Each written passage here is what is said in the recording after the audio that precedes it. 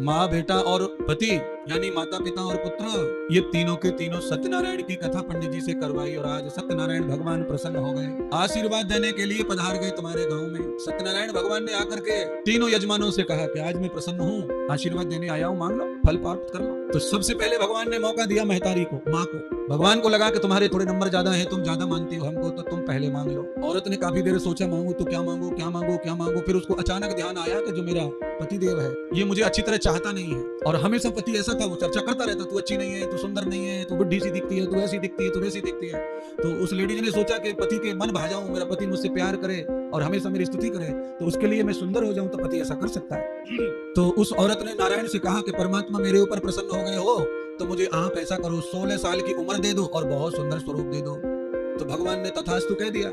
60 साल की जो पुजारी भक्तानी थी वो अचानक 16 साल की हो गई और एकदम सुंदरी हो गई, बहुत सुंदर, अति सुंदर। अब भगवान पति देव तो बगल में ही खड़ा था, उसने देखा कि ये तो गड़बड़ हो गया सब। अब पत्नी 60 साल की होगी तो पति 65 साल का होगा, 62 साल का होगा, थोड़ा बहुत बड़ा होगा। पति ने सोचा कि अब तो गड़बड़ होगी, जीवन भर तकलीफ देगी ये, तो हम कैसे और ये कैसे।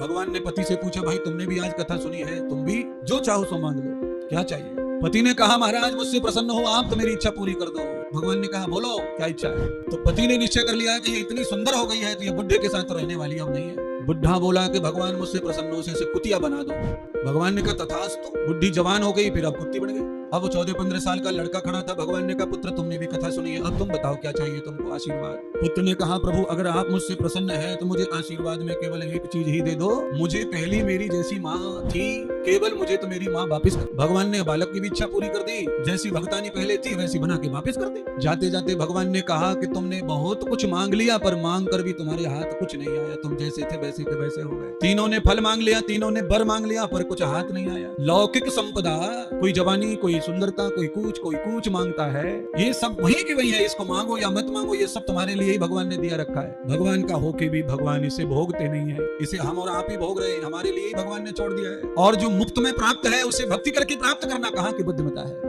एक में सब प्राप्त हो जाए ऐसा फल मांग लो।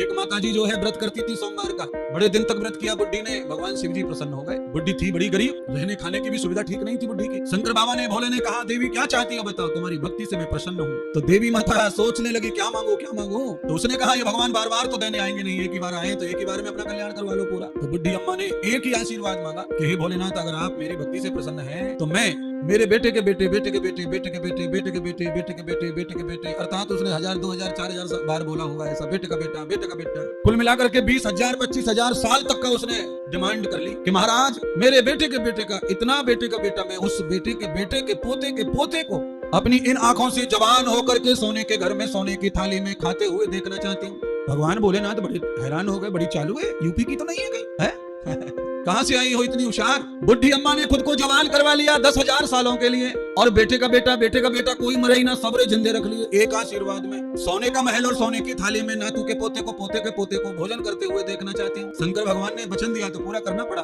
अम्मा को दे दिया आशीर्वाद, और ये आशीर्वाद बड़ा धांसू था, एक में सब मांग लिया। तो कभी कभी मांगना आता है और कभी कभी मांगना नहीं आता है, मांगता तो सभी हम।